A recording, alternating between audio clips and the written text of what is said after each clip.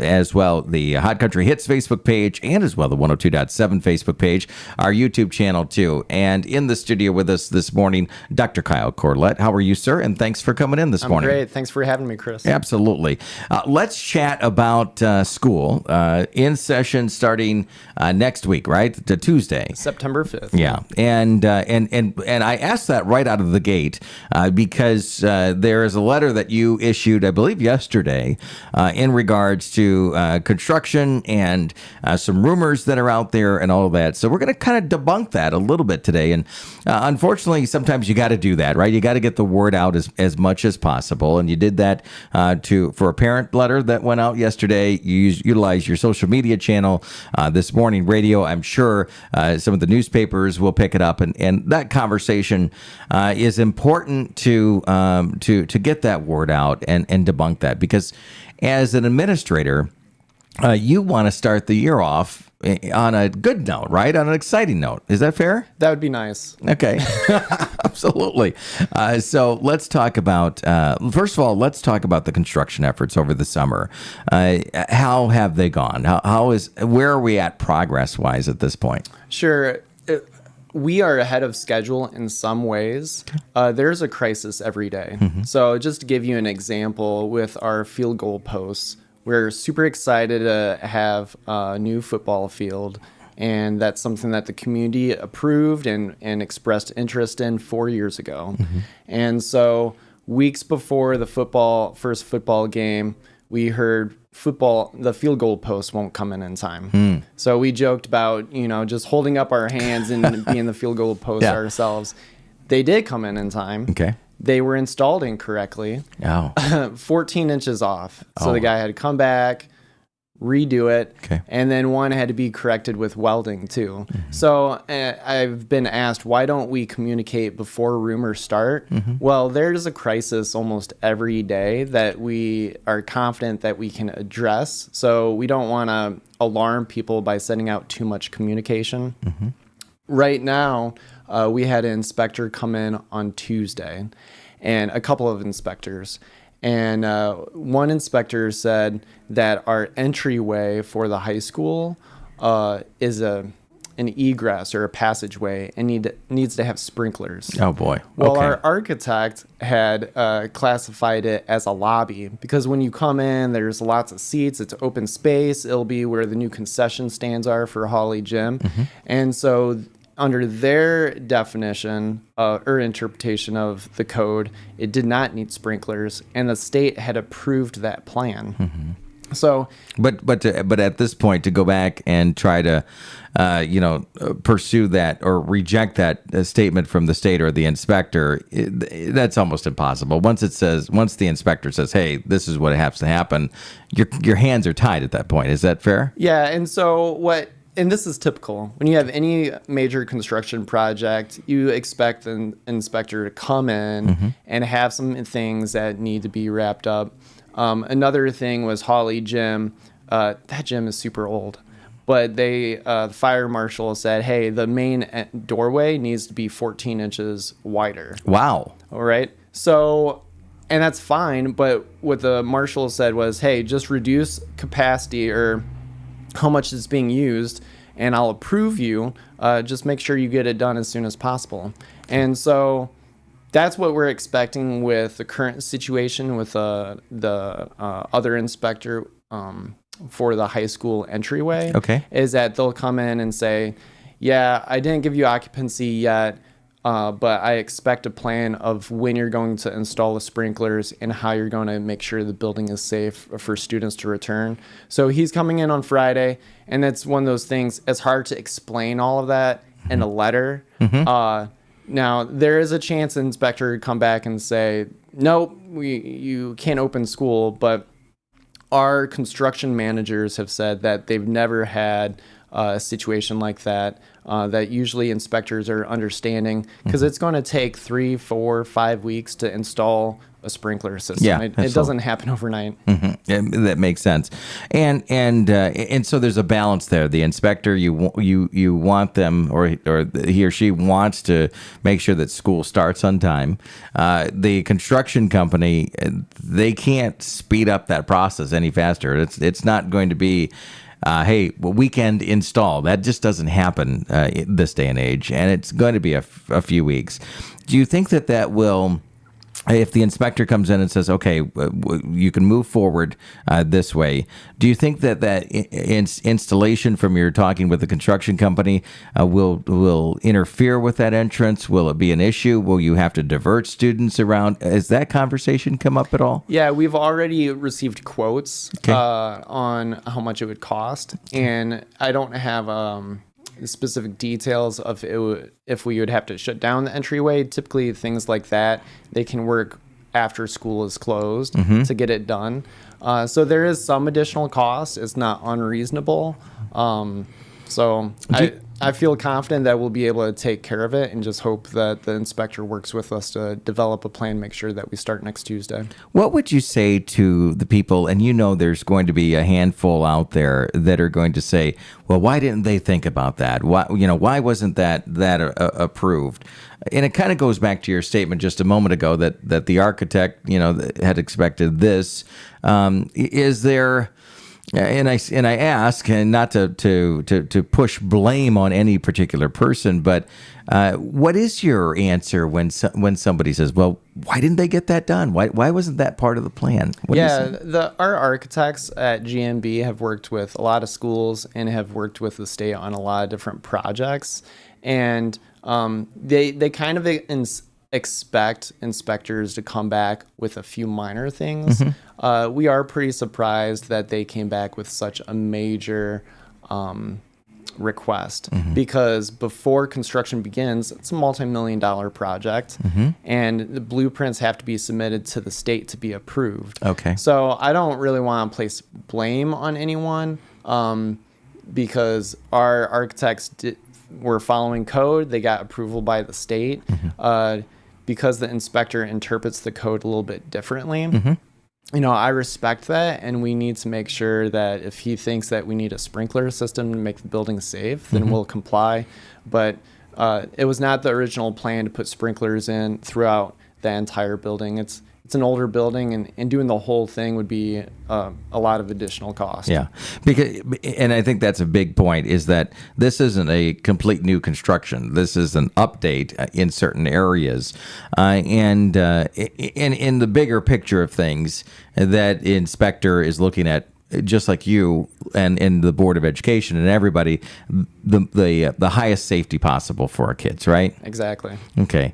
If you're just joining us, we're talking with Dr. Kyle Corlett, Superintendent of Schools for Ludington Area Schools.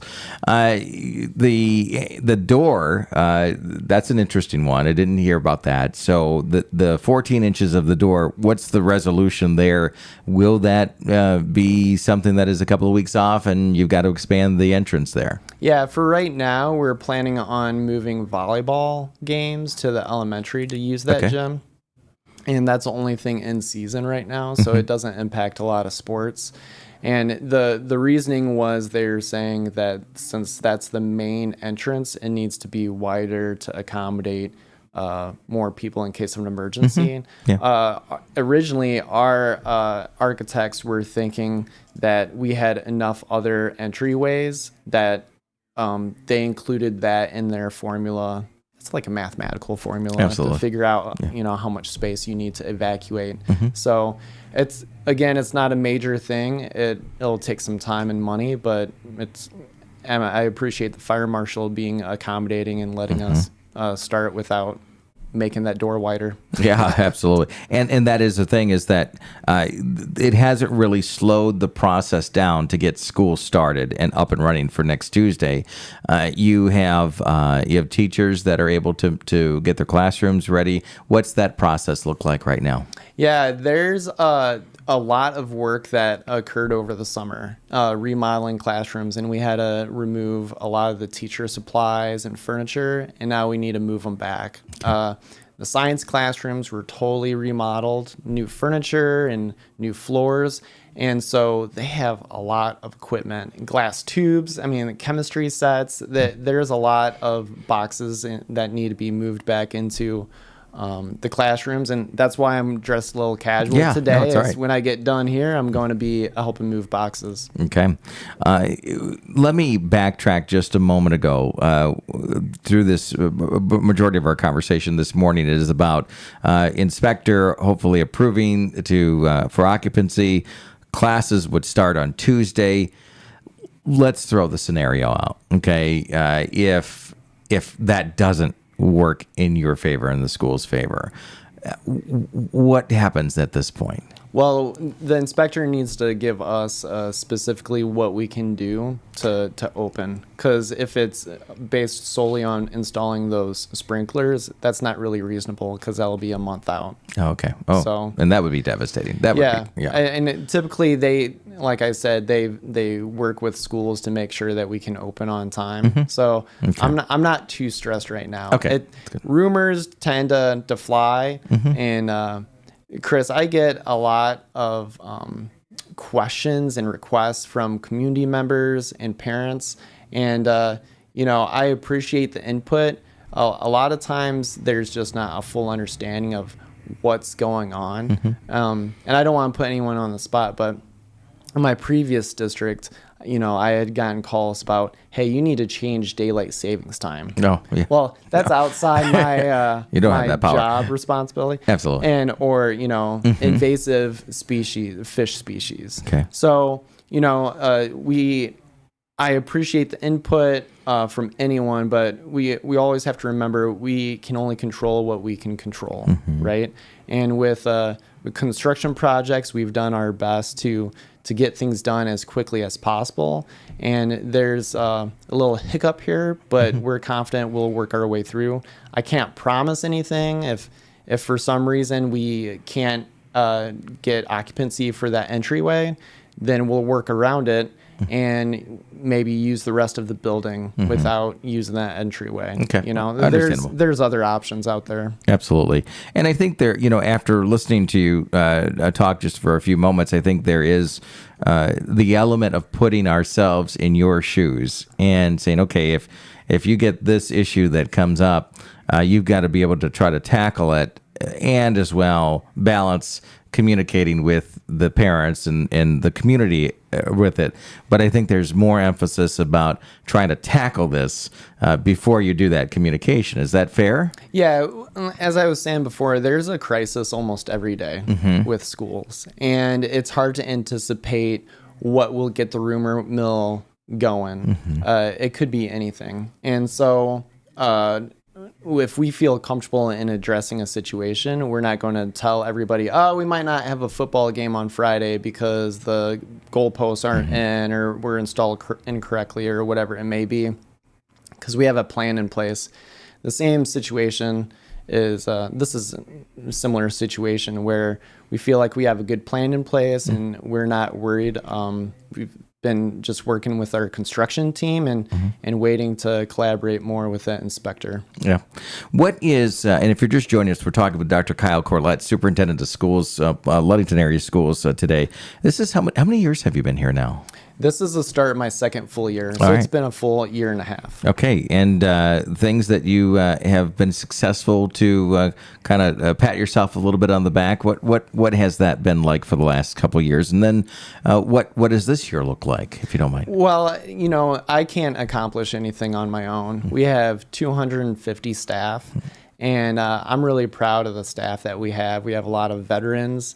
We are a little concerned that some of them will be retiring at the end of this year. So if you're interested in going back to school and becoming a teacher, I think you'd do great. I don't know. But over the past year and a half, moving into the new elementary, we've implemented a new reading program at the elementary.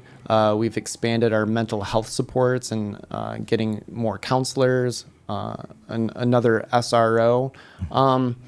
I think the main thing is just working with our staff to raise their level of expectation, to go from, we're a good school, but I think there's always room to grow, and I want to go from good to great. Mm-hmm. So what does this upcoming school look like? Yeah. The school year look like? Well, we are really focusing on promoting collaboration with our staff, working with them to look at our assessment data and how can we improve instruction based on that data. Our test scores went up in 8 of 12 categories between 3rd and 8th grade. Okay. So I feel like we're moving in the right direction. There's still a lot of catch up because of COVID and just changing demographics of the school district. We have a lot of challenges, and we just need to work together to improve what we do. All right, and you have a new principal and assistant principal there. You feel like that was just in time, I would assume, for school to start, because after talking with Principal Forsberg, he said, usually if there's a change, it usually is in April or early on in the springtime. But it sounds like because of his longevity being at the school as the assistant principal, now as the principal, that he will be able to just pick up that baton and run with it. Yeah, no, I don't really look at him as being new. He's been in the district 7 or 8 years, and he was made for that position. Just watching him lead professional development the last 2 days. Dan Mesher, really happy for him to go to Nicoma. They needed a good leader. It sounds like they've been in kind of a bind for the past couple of years. I think Dan will do great in that position, and he's worked really well with Steve Forsberg the past few years. I didn't really look at Steve as an assistant principal. He was more of a co-principal. He had a lot of responsibility and was really prepared for this moment. All right. I won't take too much of your time, but just any sort of message that will help any sort of additional rumors or any concerns that the parents might have. Are we from the elementary to the high school moving forward this year? Do you foresee, and obviously you don't have a magic ball, and anything like that, but anything else that might have come across your desk that people might be concerned about that you have the airwaves now to address this morning? Well, thanks, Chris, for that question. Our goal is to improve communication. And last year, the goal was for each administrator to send out a weekly update to their parents through a newsletter or video. And from the district level, I was sending updates every month. Communication is a goal. If someone in the community hears a rumor, I would advise you not to have a knee-jerk reaction. Okay. Just take a deep breath. If it is something really important, the school district would communicate it. It does concern me when there's mass hysteria over a rumor. I forget when it was, a year or 2 years ago, that someone posted on, Facebook that there was a threat to the school, and people get really panicked. We investigate. There was no real threat, but, getting worked up over anything that you see online when they're not credible people making those statements. There's always more to a story. There's and not everything is really simple. There's a lot of complex things going on at the school. So I would just encourage people, don't overreact. We're doing our best to communicate. And right now, I'm not concerned about starting on time.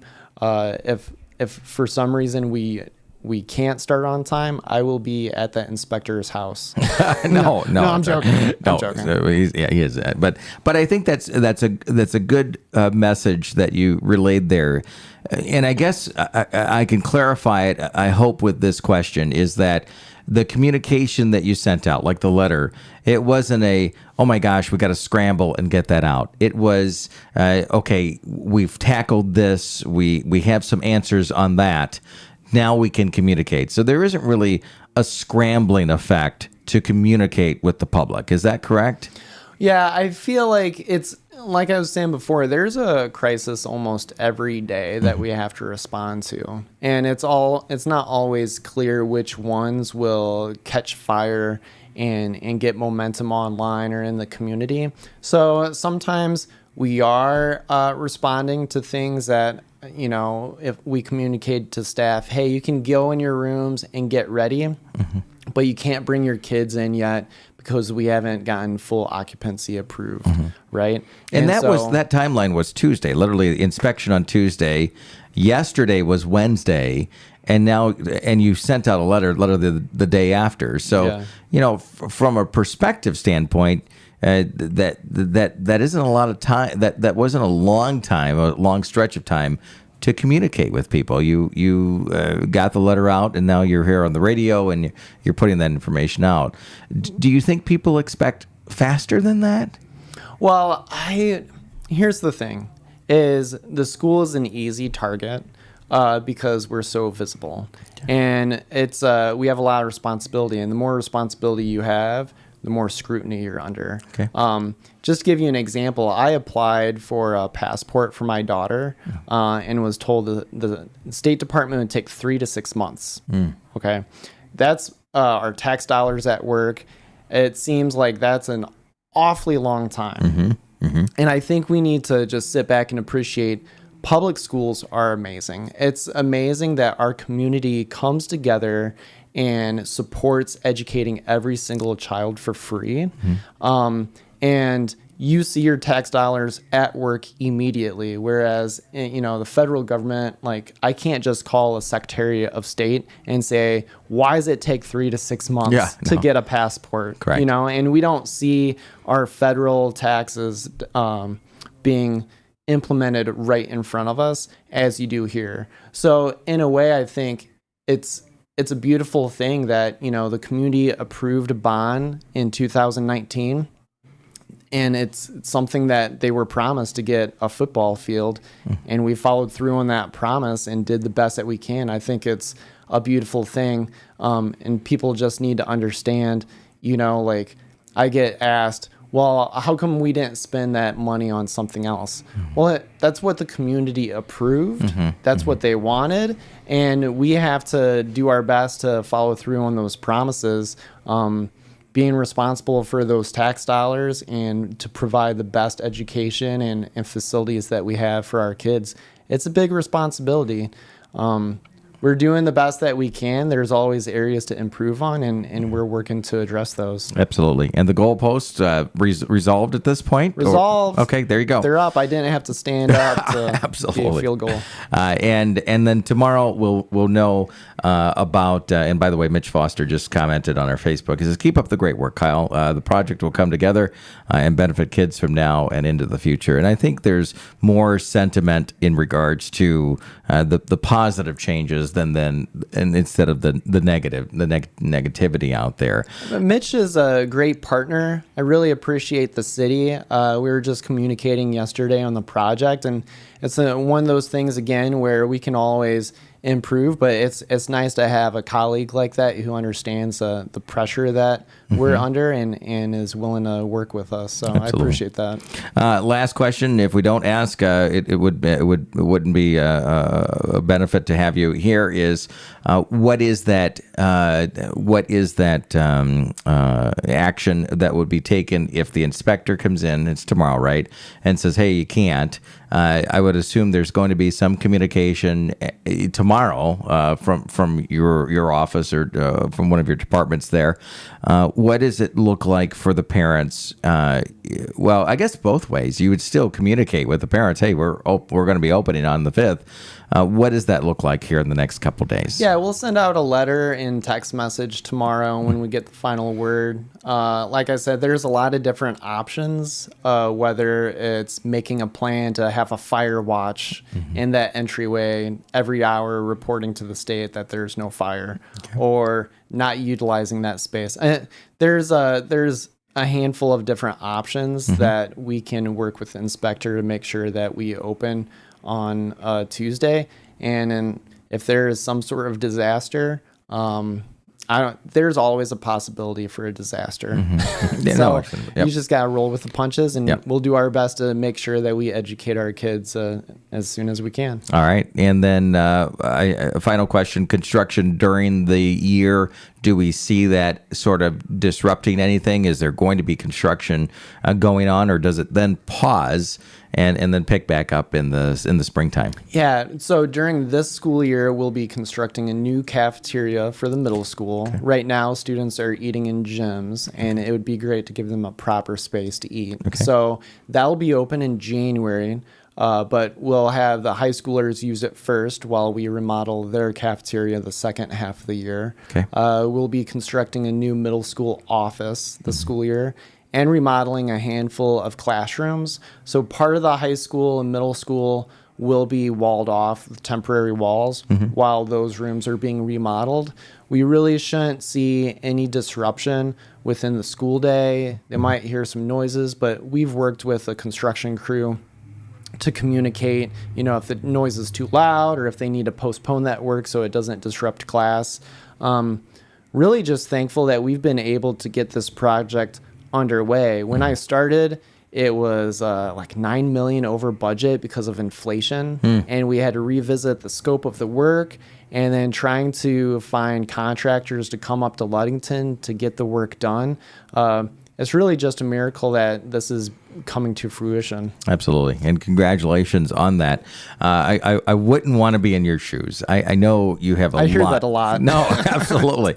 But you're successful at what you are doing and continuing to accomplish. So we appreciate you taking the time with us this morning, getting that message out to the community. And the door is always open to do that too. Thank you. And I know letters go out and text messages, but you still see some people that are like, oh, I didn't get that, or maybe they need to elaborate more, and this is the opportunity to do that too. Well, I appreciate the opportunity, and again, Chris, I love how you get people in here all over the community to highlight all the great things going on.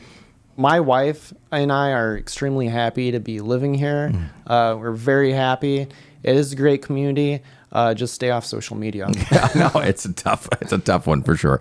Thank you, Dr. Kyle Corlett, Superintendent of Ludington Area Schools. Thank you. And again, the door is open at any time, and hopefully we'll be opening the doors on Tuesday as well. All right. Thank you so much. Stand by for a moment, and for everybody else out there, we're going to send the country station back to regular formatting programming coming up as well. Darius Ruckert starts there, and don't forget on 102.7 WMOM will continue the hits on your stations playing your hit music. It is Mom FM, and we appreciate you, Kyle, for coming in this morning. It is 7:54, 6 now before the top of the hour on 102.7 Mom FM.